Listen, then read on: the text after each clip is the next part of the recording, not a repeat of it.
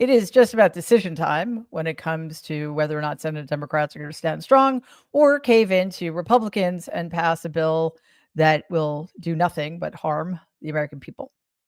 I know a lot of Democrats are afraid that they will be blamed for a government shutdown.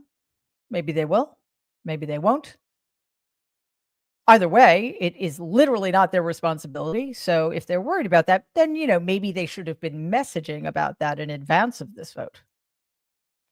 What I do know is that if 8 Democrats join with Republicans to pass this bill, that will again grievously harm many Americans, and that will almost certainly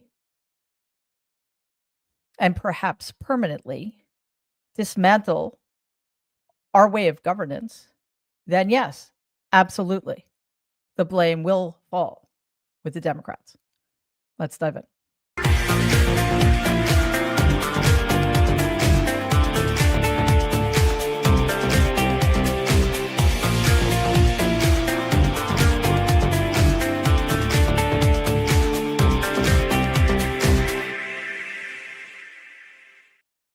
Hello, everybody, and welcome to tonight's episode of Mary Trump Live. It is wonderful to have you here with me. Yeah, a lot is going on. I know I was supposed to stop saying that because when is it not true? It's always true. But we're going to get through it all together. First off, I want to start with a topic that is on top of a lot of people's minds. The stock market is continuing to fall. Today, Wall Street continued its downward trend with the S&P 500 nearing a correction. What that means is that's a sign of just how quickly investors have pulled out of the stock market in recent weeks because of the volatility and chaos and uncertainty injected into the global economy by Donald Trump's stupidity and recklessness. Traders, economists, and business leaders are facing a fast-changing economic environment, again, largely due to Donald's new and unnecessary threats to place more tariffs, more than he already has, on imports, which could disrupt the global trade even further while damaging intricate supply chains for major companies. This should be getting old. It seems that Donald continues either not to understand what he's doing, which is possible, that he is simply in a reactive posture in which he cannot, for the life of him, let go of the fact that many other countries, instead of lying down and taking it, which is really what he's used to, are fighting back with the same weapons he's using against them. The difference is he did so unprovoked and unilaterally, and they're just doing whatever they have to protect themselves from the United States of America.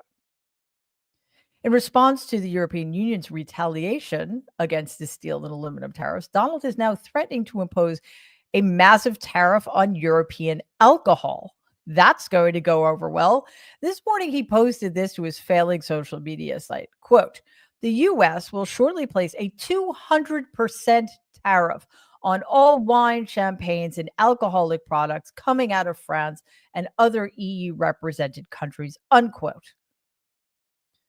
European Commission President Ursula von der Leyen announced on Wednesday that the EU's countermeasures are valued at $28 billion. Starting on April 1st, tariffs will be imposed on various U.S. exports, such as beef, poultry, bourbon, jeans, and peanut butter. Von der Leyen said, quote, "We deeply regret this measure. Tariffs are taxes. They are bad for business and worse for consumers. They are disrupting supply chains. They bring uncertainty for the economy. Jobs are at stake. Prices will go up," unquote. Oh, look, somebody who actually understands how tariffs work and who is in charge of something.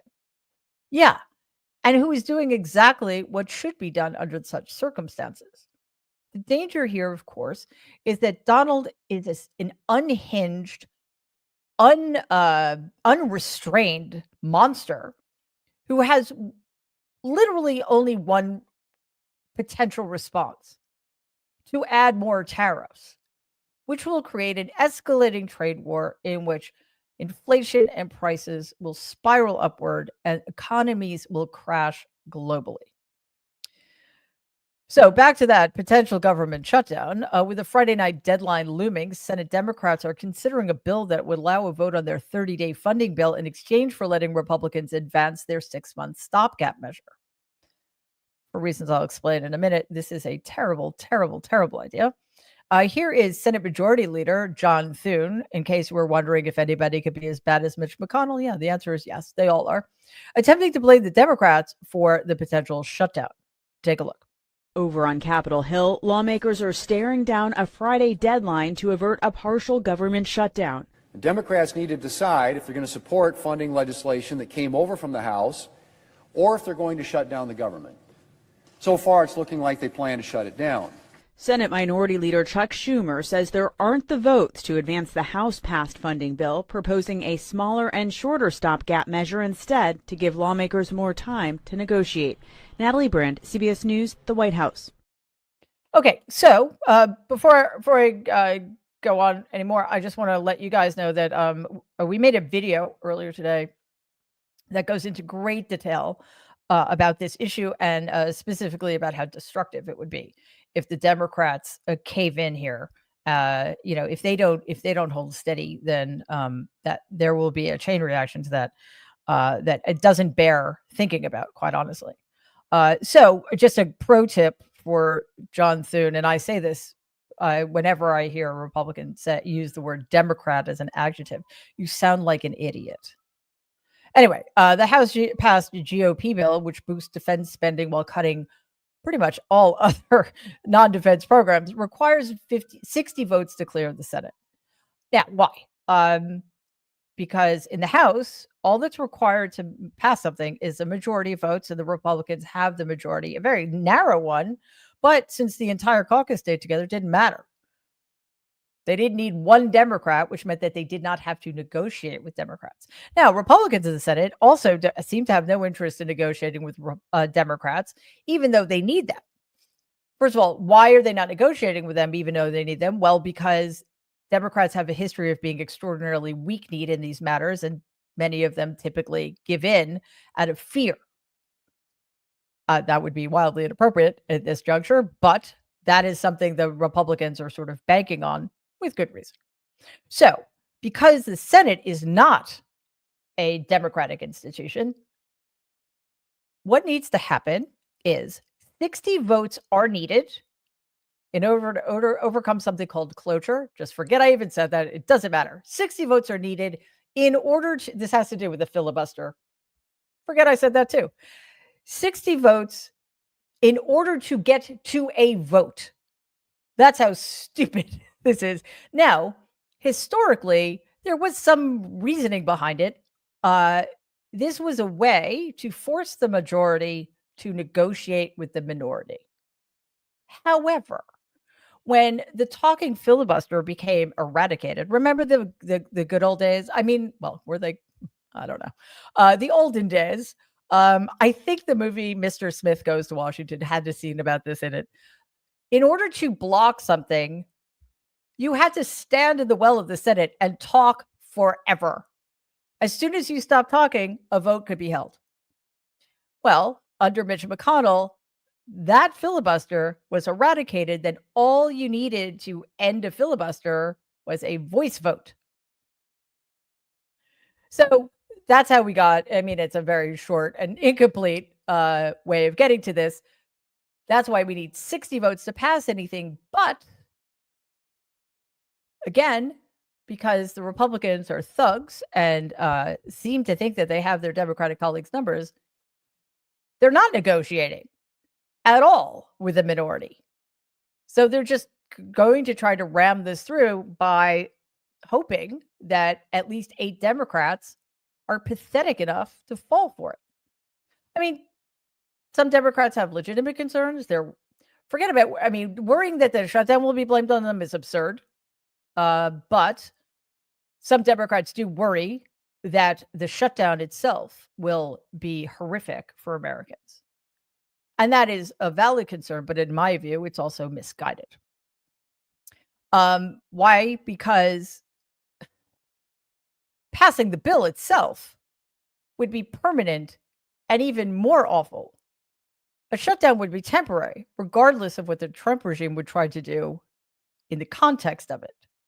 And yes, there may be deeper cuts during a shutdown. There may be martial law declared. Who knows? But he's going to do that anyway. So why participate in the dismantling of American democracy if you can help it and just stand your ground? Now, Schumer and Senate Democrats, as I mentioned, are attempting to demand a vote on a short-term 30-day funding bill as an amendment. While this bill is expected to fail, it allows Democrats symbolically to oppose the GOP-led funding deal before deciding on final passage. But here's the thing. In order to get to that point, the Democrats need to cede the only leverage they have and give up the 60-vote threshold. So in other words, just for some meaningless symbolic amendment that will never pass, they are giving up the only opportunity they have and have left in order to make common cause with the fascists who are trying to destroy our country. That doesn't seem like a very good deal to me. But then again, I'm not a Senate Democrat for obvious reasons. Some Democrats see this as a way to resist Donald's agenda. Well, speaking of misguided, while progressives like Alexandria Ocasio-Cortez and Jeff Merkley argue it's a weak strategy that, as I said, ultimately concedes power to the GOP as if they need any more. A cloture vote, or I should say, a vote on whether or not the Republicans can get to that 60-vote threshold, is scheduled for Friday, which would determine whether or not the GOP advances. And again, if they do get to that 60-vote threshold, then in order for the bill to be passed, like that literally just gets you to the vote on the bill. Stupid. Then they'll only need 51 votes to pass this absolutely devastating and destructive bill. Republicans have 53 seats in the Senate. And with the exception of Rand Paul of Kentucky, for reasons I don't know or care because he's Rand Paul, Republicans have 52 votes. So there you go. Today, Donald hosted NATO Secretary General Mark Rutte in the Oval Office. They discussed the Russian-Ukraine war, trade, NATO military spending commitments, and the fate of Greenland, among other things, or at least they were supposed to. Donald, however, he's just having trouble focusing lately because he can't stop thinking about or talking about his own little problems. Here he is talking about the Democratic Party. I'm going to guess he used the adjective incorrectly. What do you think? Should we place bets? And this was during a meeting that was supposed to cover very serious international concerns. I mean, they were disgusting, frankly. They were disgusting. There's something wrong with them. They're deranged. They're deranged, like Jack Smith. They're deranged people. And I never saw anything like it. I love it when he's looking in the mirror when he says stuff like that. Deranged. Disgusting. Yeah, that tracks, Donald. Anyway, today, Greenland's Prime Minister Mute Ageda condemned Donald's renewed push for U.S. annexation of Greenland, calling it disrespectful, and vowing to unite Greenland's political leaders to reject the proposal. As if they should have to. My goodness. During the meeting with Rutte, Donald stated, quote, "I think it'll happen," unquote. Justifying U.S. control of Greenland is necessary for international security. Well, I'm pretty sure that's why we have treaties with Greenland, for that very purpose. In the past, we've never felt the need to take them over. As a founding NATO member, Denmark has controlled Greenland since the 14th century, although Greenland has been self-governing since 1979. Danish leaders have consistently opposed U.S. acquisition of the island. Here, because he's always happy to oblige, is Donald in his own words. And Denmark is not able to do that. You know, Denmark's very far away and really has nothing to do. What happens? A boat landed there 200 years ago or something, and they say they have rights to it. I don't know if that's true. I don't think it is, actually. But we've been dealing with Denmark, we've been dealing with Greenland, and we have to do it. We really need it for national security. I think that's why NATO might have to get involved in a way, because we really need Greenland for national security. It's very important. You know, we have a couple of bases on Greenland already. and we have quite a few soldiers, and maybe you'll see more and more soldiers go there. I don't know. What do you think about that, Pete? So he thinks you're a pathetic moron, and he's wondering how the American people so woefully lost their minds that they put you in that chair. Also, pro tip, Donald, it's arithmetic. I know this is difficult for you, but 2,100 minus 1,300 is not 200. Fucking idiot. Anyway, as we know, Donald has falsely claimed a $200 billion U.S.-Canada trade deficit. The actual number is also less. Arithmetic, $35.7 billion. He's exaggerated Canadian dairy tariffs, which remain unchanged since the one he signed, the United States-Mexico-Canada agreement that he signed back in 2018. And he's also misrepresented lumber tariffs, neglecting to mention that Canada imposed a 25% tariff only after his own 25% levy. In other words, Canada did it in retaliation in order to protect itself from you, Donald. Here's what Donald had to say about the ongoing trade war, again, unprovoked and initially unilateral, with our neighbor. why should we subsidize another country for $200 billion? It costs us $200 billion a year. And again, we don't need their lumber. We don't need their energy. We have more than they do. We don't need anything. We don't need the cars. I'd much rather make the cars here. And there's not a thing that we need. Now, there'll be a little disruption, but it won't be very long. But they need us. We really don't need them. And we have to do this. I'm sorry. We have to do this. Yeah, okay. For anybody holding out hope that this person was just doing his deal thing, which, by the way, he's never been able to do, that should tell you everything you need to know. He is dug in, and he's angry that anybody would defy him. So this is a challenge. I mean, we all took a lot of time today trying to figure out what was the most ill-advised answer of the entire press conference, because a legitimate answer would be all of the above. But this is what he had to say when asked about a meeting regarding nuclear programs being held in Beijing and involving Russia and Iran. Leaders from Russia and Iran are heading to Beijing tomorrow to discuss nuclear programs. What do you hope to get out of that? Well, maybe they're going to talk about non-nuclear programs. Maybe they're going to be talking about the de-escalation of nuclear weapons. Because, you know, I was talking about that with President Putin very strongly. And we could have done something had that election not been rigged. We would have had something. I think I would have made a deal with Putin on de-escalation. Denuclearization, as they say, but we would have de-escalated nuclear weapons. Is that what they say? Really? Yeah. Well, okay. You know, Donald knows everything there is to know about the nuclear. You know what would have been a fabulous idea in terms of de-escalation and making sure that potentially hostile foreign powers don't achieve the ability to produce nuclear weapons? Staying in the JCPOA. Yeah, guess who took us out of that? The guy who claims to know anything about the nuclear. All right, before we go further, please leave a comment because I really want to know what you guys are thinking about all of this. Click the like button and share the video. We're getting very, very close to our next goal of 350,000 subscribers, so please subscribe to the channel if you haven't already, because every bit helps us. And as independent media, you help us by subscribing and sharing our videos. You help us reach other people so we can keep growing this thing. So a coalition of 21 Democratic attorneys general, think Democratic, it's not that hard, led by New York's Letitia James, who's a badass, began suing the Trump regime today, claiming the recent firing of over 1,300 education department workers who handle grants and track student achievement was, quote, illegal and unconstitutional, unquote. James continues, quote, firing half of the Department of Education's workforce will hurt students throughout New York and the nation, especially low-income students and those with disabilities who rely on federal funding. This outrageous effort to leave students behind and deprive them of a quality education is reckless and illegal.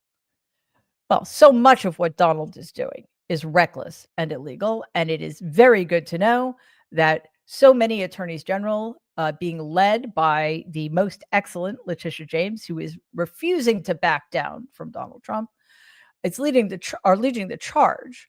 However, there are implications here. Legal challenges take time. And Donald, of all people, knows that because he has been using lawsuits, mostly frivolous, his entire adult lifetime to, wait people out, outspend people, impoverish people, bully people. Now, of course, you cannot do that with state governments, but what he can do is delay things. And while decisions are pending and arguments are being made, he and Elon Musk and the rest of the fascist Republicans can continue to do untold damage. And then what? Get sued again? I guess. A judge, see, it's all going to be happening. A lot of this is going to be happening in the courts. But we need to remember that the corrupt illegitimate supermajority of the Supreme Court is the backstop here. So we don't really know how a lot of this will play out. But U.S. District Judge Williams Alsop issued a preliminary injunction ordering the immediate reinstatement of thousands of probationary employees from 6 federal agencies under the Trump regime's massive layoffs plan. Play the clip.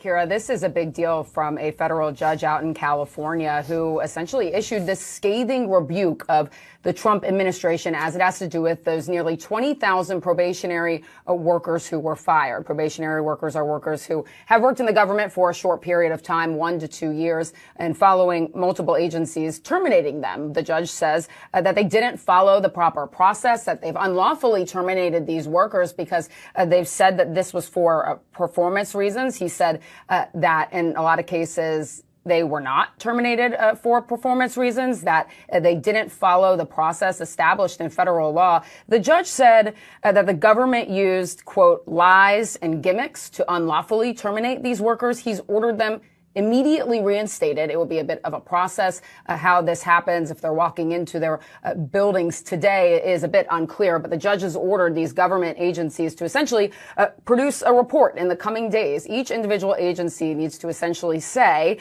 they need to notify all employees that they're reinstated. They have to identify everybody who was fired and who was a probationary worker. All right, that's good news. But again, how long is this all going to take? The ruling affects employees at the Department of Veterans Affairs, Agriculture, Defense, Energy, Interior, and Treasury, with Alsop warning that more agencies may be included later. Alsop condemned the firings as a sham, ruling that the Office of Personnel Management, or the OPM, unlawfully ordered the terminations while falsely labeling them quote-unquote performance-based in order to skirt federal workforce reduction laws. Remember, up until the Trump regime anyway, civil servants could not be fired without cause because they were afforded special protections. And that is what the judge is considering here. The White House, of course, denounced the ruling, with Press Secretary Caroline Leavitt calling it, quote, absurd and unconstitutional, unquote. Yeah, because she would know, arguing that Donald has full authority over executive branch staffing. Not quite.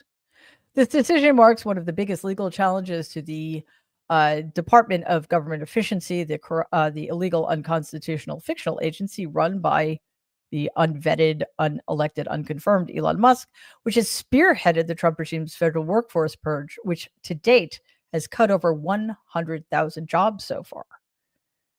Again, it's very good that Judge Alsop's ruling is so clear and extensive, but another thing Donald's really good at is dragging his feet in complying with such orders because he has nothing but contempt for them. A protest broke out in Manhattan today. Take a look. Dozens of protesters are outside Trump Tower in Manhattan in support of former Columbia University grad student and activist Mahmoud Khalil. They're demanding his release after he was detained over the weekend by federal immigration agents. You can also see images from inside Trump Tower where protesters staged this sit-in. This was organized by the group The Jewish Voice for Peace. Some protesters can be seen holding signs that read, Fight Nazis, not students. Free Mahmoud, free Palestine, and you can't deport a movement. Khalil, who is a permanent American resident, is sitting in an ICE detention center in Louisiana. He has not yet been formally charged for any crime. This is all in connection to the protests that took place on Columbia's campus last year. So protesters entered the Trump Tower atrium at about noon Eastern, revealing, as mentioned, slogans like "Not in our name," before police arrived at 12:20. That took a while. The NYPD arrested nearly 100 demonstrators, charging them with trespassing, obstructing governmental administration, and resisting arrest. But there were no injuries or property damage. And last I heard or knew of, the atrium of Trump Tower is a public space. So I'm going to double check on that. But if that is the case, then there would have been no trespassing, would there have? Well, really what they were doing is protesting peacefully, and that is no longer allowed either in Donald Trump's America or Eric Adams' New York City. Here's some footage of the protest, just showing who's out there fighting for the cause.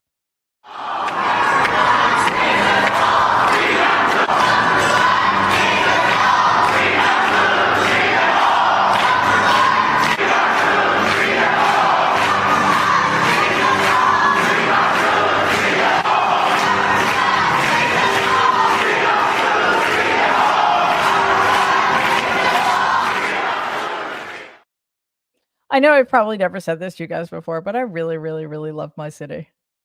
Anyway, let's see lots more of that. You're not going to guess what the GOP response was. It will shock you. Fascist Republican Marjorie Taylor Greene, who is like a co-chair or a deputy chair or something of Doge, condemned the protests, stating that legal action would be taken and charges were expected against demonstrators. Quote, protesters have occupied Trump Tower in New York City, chanting, "Free Mahmoud, free them all. I know the owner of that building, and he will definitely be pressing charges. FAFO. First of all, I mean, I'm pretty sure a few banks own Trump Tower. I didn't realize that they were into this kind of thing. Anyway, or Russian oligarchs. Yeah, fuck around and find out, Marjorie. Anyway, the White House withdrew Dave Weldon's nomination to lead the Centers for Disease Control just before he was scheduled to testify before the Senate Health Committee. This marks another failed nomination in the Trump regime. I mean, to be fair, they had lots of success filling the most important positions in January and February, but there has been something of a backlog since then. I honestly don't know what's up. There are key positions still open because confirmation hearings haven't been held yet. Weldon is a former Florida congressman who has promoted the false link between vaccines and autism for years. So you would think that he would just fit right in with Robert Kennedy's Health and Human Services CDC. CNN medical correspondent Meg Tyrrell has more. We reached out to Weldon and heard back from him late last night. This is about the ingredient that had been in vaccines called thimerosal. He said, quote, I never said thimerosal was the cause of the rising levels of autism, but at the time, he says, I was concerned that it could be. He says after the thimerosal was removed, autism rates did not come down, but continued to rise, convincing me that it was not the cause. However, clearly, the comments that he's made are catching up to him and caused the pulling of this nomination at a time when we have a measles outbreak growing in Texas, and the health secretary, Robert F. Kennedy Jr., who our colleague Elena Treen has reported even had doubts himself about this nomination. He has been putting mixed messages out there about vaccinations, Wolf. All right. It's alarming enough that this guy is a doctor, doubted the overwhelming peer-reviewed journal articles proving, as far as that can be proven, that there is no link. There is no credible link between vaccines and autism, or I should say between vaccines and the rise in the incidence of autism. However, what's probably more alarming is that after he kind of came to his senses, he was no longer seen as a good fit for Robert Kennedy's Health and Human Services, which is now that shoe just dropped. Had Weldon been confirmed, he would have controlled vaccine policy at the CDC. Well, we can't have a sane person doing that. His nomination alarmed public health advocates who called his record disqualifying. But again, now that he sort of saw the light, to some extent at least, Kennedy doesn't want him. The Trump regime continues to undermine public health institutions with plans for the CDC to re-examine the false vaccine autism link despite overwhelming scientific evidence against it, as mentioned. And this is going to cost lots of our money, which we have less and less of thanks to Donald's unprovoked tariff wars. And it is going to, in the meantime, while they're sorting all of this out, while they are reproving facts already in evidence, diseases like measles and tuberculosis and maybe even polio are going to continue to spread unabated. Donald has asked the Supreme Court to allow him to move forward with ending birthright citizenship, despite multiple court rulings blocking his executive order as quote-unquote blatantly unconstitutional. Play the clip. In the trio of appeals, the Justice Department stated that lower courts mishandled their rulings to issue nationwide injunctions to block the policy, asking the justices to limit those orders. The lawsuits against the Trump birthright order argue it violates over 140 years of understanding of the 14th Amendment text that guarantees citizenship to anyone born or naturalized in the United States. So far, at least 4 lower courts have stalled the birthright order across the nation. But some conservative legal scholars have argued that the 14th Amendment's text implies that citizenship only applies if at least one parent is a citizen or has been naturalized in the country. This goes against the Supreme Court precedent established in the United States versus Wong Kim Ark that protected the American citizenship status of a child born to 2 Chinese citizens. Conservatives accuse the constitutional protection of encouraging, quote, birth tourism or, quote, anchor babies by parents who are otherwise illegally present in the nation. The more you know. Yeah, okay. Couple of problems here. Obviously, this on its face is as blatantly unconstitutional as something can be. It is right there in the 14th Amendment. It was right there. I mean, it still is. But here's the problem. This Supreme Court, this corrupt, illegitimate supermajority of this Supreme Court doesn't give a shit about stare decisis anymore. Precedent? What's that? We're going to do whatever we want, even if it means completely rewriting or tearing it to shreds the Constitution, or at least those parts of it we don't like. I mean, I'm actually glad though that this is happening. Of course, because Donald wants it. The Supreme Court is expected to act quickly. They're setting up a briefing. They're setting a briefing schedule in the coming days that could determine whether Donald's executive order can be partially enforced while legal challenges continue.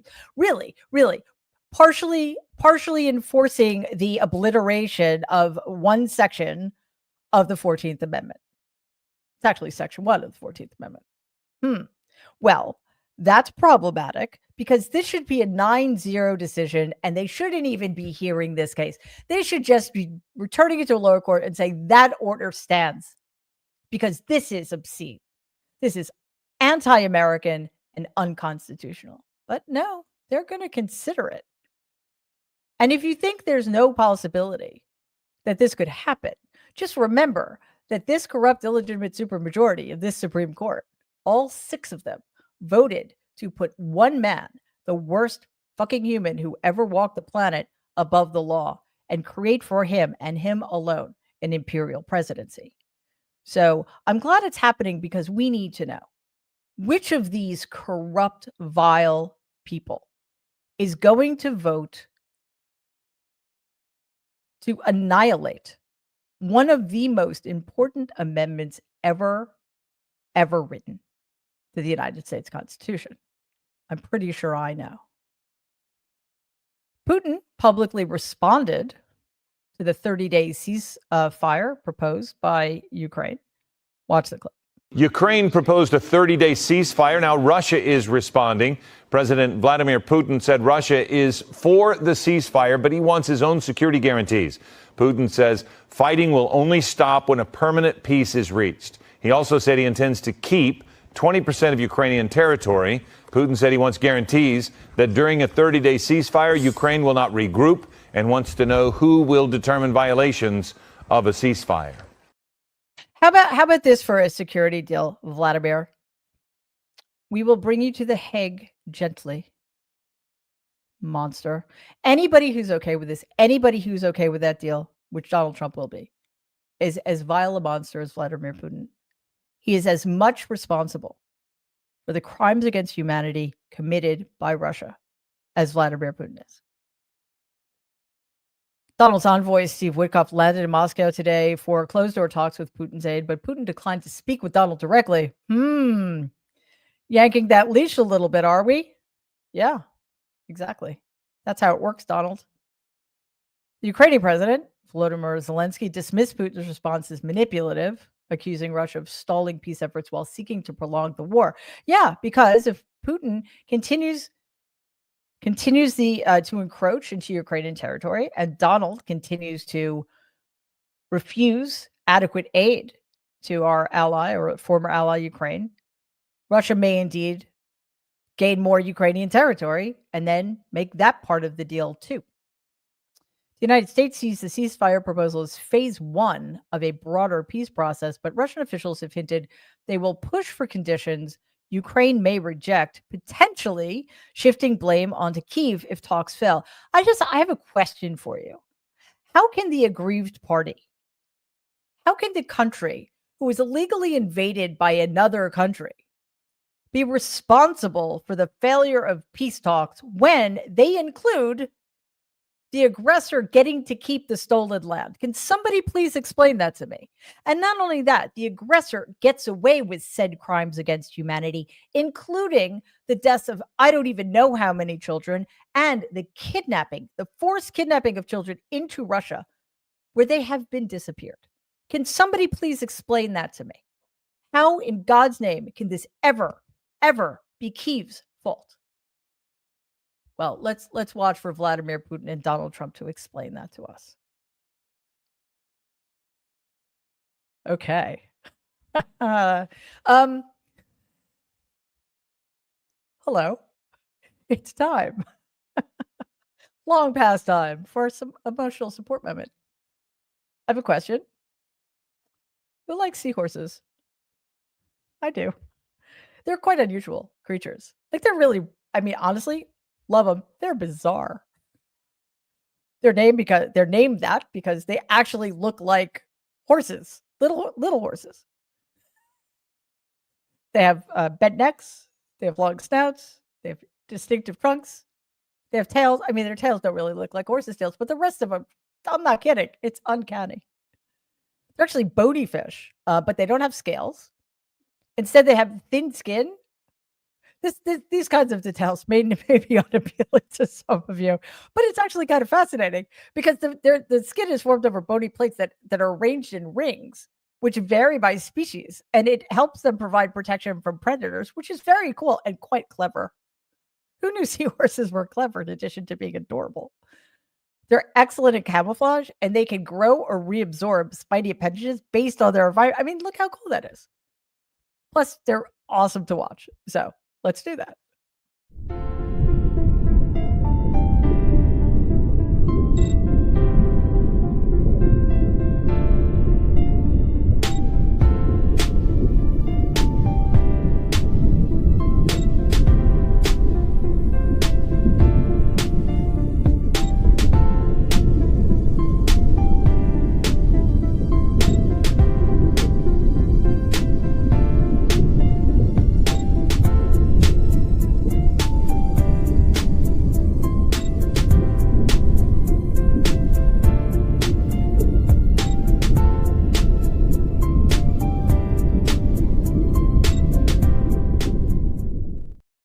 So cool. Baby seahorses. Come on. Fun fact. Male seahorses carry the fertilized eggs to term. So neat. Anyway, let's get to your questions and comments. From Matthew, cat into the house. Hope you guys are hanging in there. And please continue to stop buying our stuff because that is, I think in some ways that maybe have more of an impact on Donald's stupid tariffs. Comment and a question. First, a comment. Hi, Mary. Love to could ever love you. Oh, thank you so much. For those who are not aware, that's my latest book. It's a memoir. And I don't even remember. I think it came out in September.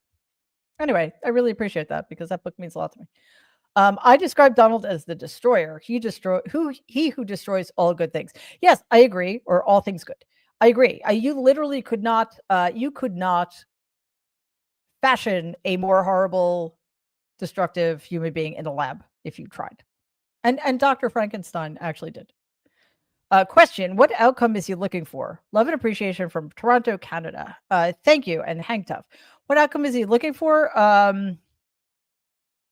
He's looking to assert himself until nobody is willing to push back. He is looking. I mean, there's sort of like, what is he looking for in a kind of real time? But like, what is he really looking for? He is looking for a way to fill the void at the center of his being, and what he's finding out in real time is that is impossible. So I know it's cold comfort, but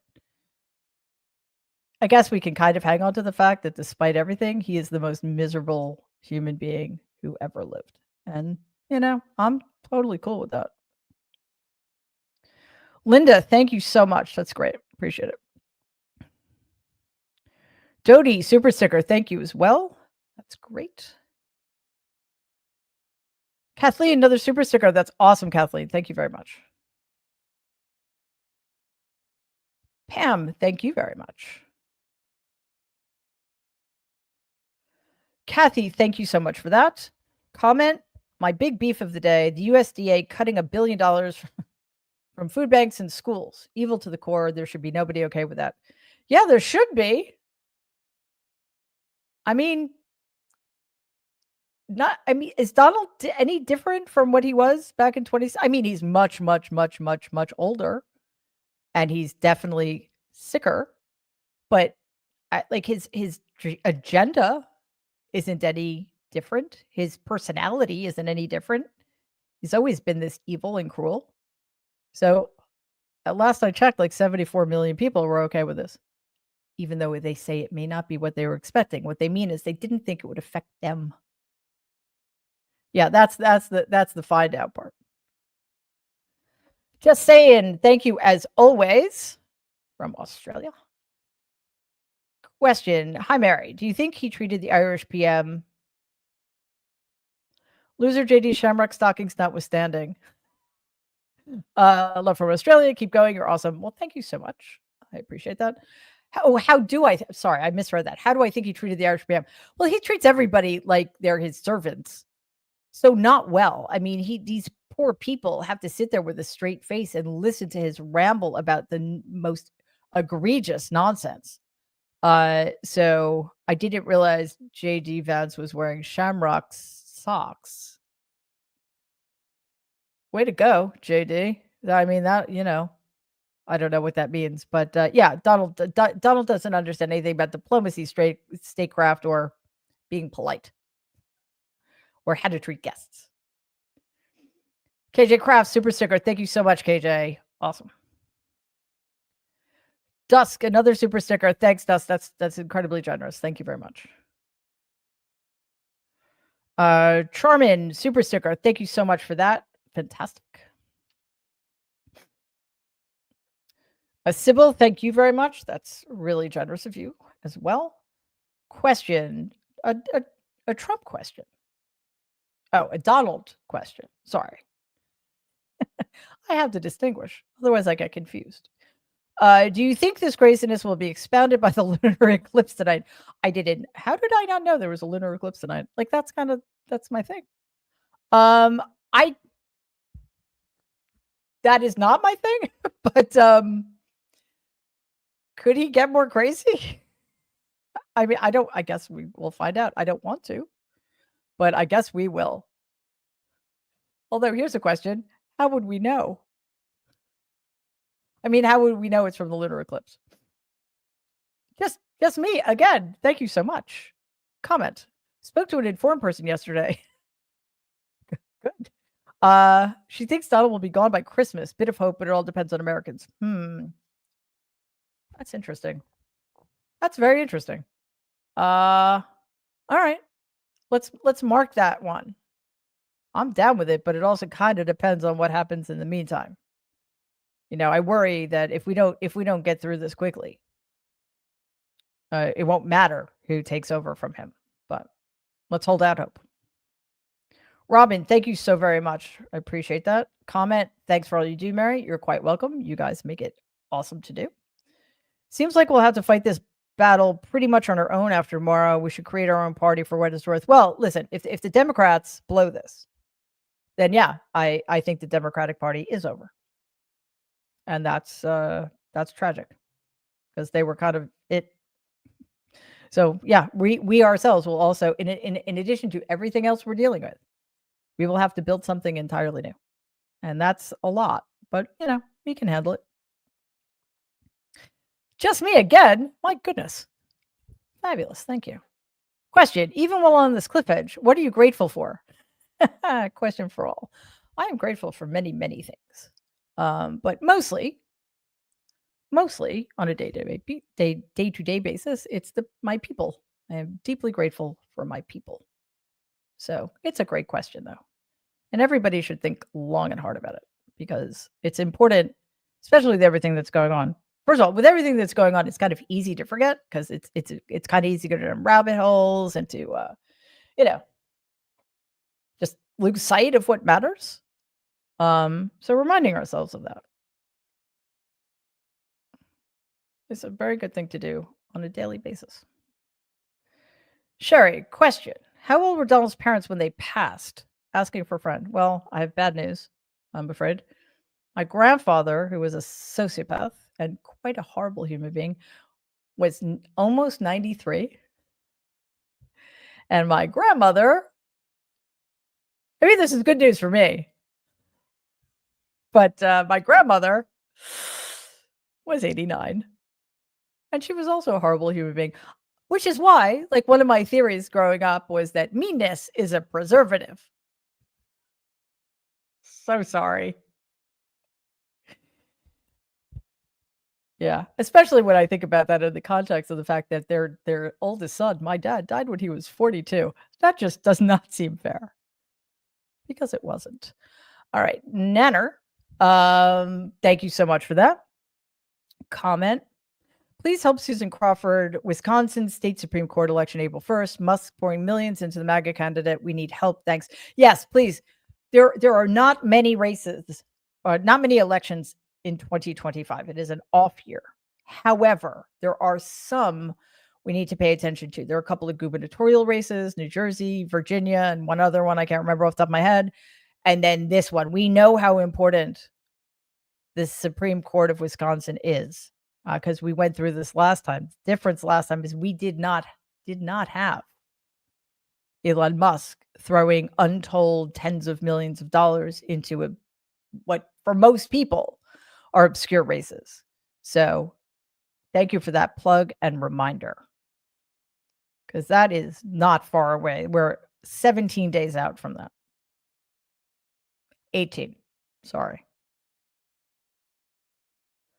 Opposition Party rules super sticker. Thanks so much for that. That's great. Dodie again. Thank you so much. Comment. MAGA judges need to stop interfering with Donald. Yeah, exactly. They hate it. They hate it when the rules are applied to them. They just cannot stand it. Poor things. Yeah. 6 Cents Amelia, New Zealand. Thank you so much. Comment. Trump will stilt skin. Yeah. Should be thin skin. He's so thin skinned. Like he should be transparent. Like not in the sense that he shouldn't, he lies constantly. He's not transparent in that way, but like seriously, he should be see-through. He's so thin skinned. Nancy, thank you very much, Nancy. It's very kind. Comment. 65 LGBTQ plus lived through times of hate crimes that were less stressful than this mess. Yep. Scared for our children. Yep. Thanks for Trump Media and the community for camaraderie and glimpses of hope. Well, thank you. We're very happy to have you here. And yeah, I have to say, I love this community too, because you guys rock. Matt, super sticker. Thanks so much, Matt. That's fantastic. Hazy Trip and Daisies, another super for that. That's very generous of you. Very kind. And offline. I want to be a little seahorse, right? How cool. How cool are they? I mean, I don't know how fun it would be because I think their brains are probably like 2 cells big. But you know what? Maybe that's the trick. That's the trick. Oh man, what I wouldn't give to be a 1-cell amoeba sometimes. Not all the time. Sometimes. Actually, or a seahorse. They look like they're having fun. To the extent one could tell such things. Barbara, thank you so much, Barbara. Question: do you think Dem legislators will suffer if there's a shutdown? Well, they shouldn't. Listen, after the election, during the transition, after the inauguration, the Democrats literally had one card to play. Win the messaging war. That's not a card to play. They had one strategy, sorry. Win the messaging war. They didn't even try. Seriously, this is a party adrift. And what they should suffer for is being a party adrift, a party that cannot make the case that there's a fascist takeover of American democracy. What? Oh, okay. You guys are tired? I have no idea what that feels like. Must be awful. Yeah, so no, they shouldn't. Will they? Well, it's kind of up to them. And you know what? It shouldn't matter. You still do the right thing, and then you deal with it. Kaja, thank you so much as always. That's great. Samantha, super sticker, thank you very much for that. Sue, New Zealand, thank you very much. That's very kind of you. Question: do you think he'd like a knighthood? Hey, I'm a lefty and don't think much of them myself, but no, he wants to be king. No, that's actually not true. He wants to be emperor. In his own little mind, he is. So, you don't have to worry about it. I think a knighthood would feel insulting to him. It would be like a step down. Pink Nightmare. Thank you for that. Comment: The Apprentice White House edition needs to end. Yeah, you know what else needs to end? The fact that Amazon Prime is re-upping the first season of The Apprentice. That makes me want to pound nails into the back of my hand. I wonder which side Jeff Bezos is on. It's so hard to tell. Cindy, thank you so much, Cindy. Question: if it wasn't Donald, was there any other Republican candidate in the pipeline that would have had a similar Project 2025 agenda crafted for that candidate, since we know Heritage crafted it for him? Actually, I think Heritage just crafted this, period, but they knew that he would go for it. And I think any Republican who became the candidate would have had to. But I can't think of any other Republican who could have either gotten the nomination or won in the general election, which is the saddest commentary on both the Republican Party and our country. Suki56, thank you as always. Good to see you. Comment: anytime Donald and VD start yelling at anyone, that person should stand up, turn their back, and leave the room in the middle of Donald or VD's talk, just saying, yeah, I don't get it. I have thoughts about how to deal with him in person. And so far, nobody seems totally up to the task. I mean, some people, try around the edges. Maine's governor, for example, of course, her state's getting sued for lots of money and students are being threatened.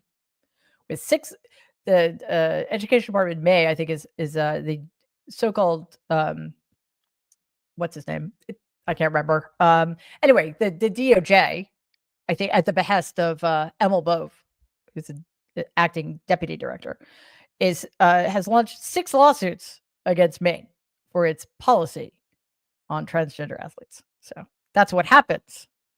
But you have to be willing. You have to be willing. Ratsobi Harris, thank you very much. It's very kind of you. Question: what would a healthy fascist paradigm look like? Let's see. A healthy fascist paradigm look like one that didn't exist would be my choice. But too late. Mute Ed. Wow, thank you so much for that. That's really great. I appreciate it. Comment. People thought he's all bark, no bite. Looks like it's at the time to get the dog trainer. It looks like it's time to get the dog trainer involved. Maybe someone else other than Cesar Milan. I'm blanking. But yeah, I mean, I think it was reasonable to think there was no bite because he's so pathetic, assuming we're talking about Donald. Like, he's such a loser. But the problem is he's surrounded by people who are willing to do whatever they can to be as harmful as humanly possible.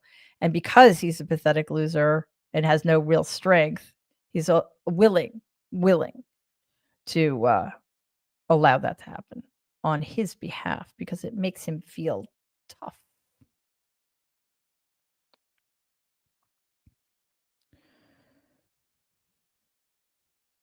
Yeah. Got it. Okay. Robin, thank you very much for that. Thanks. Comment. Thanks, Mary.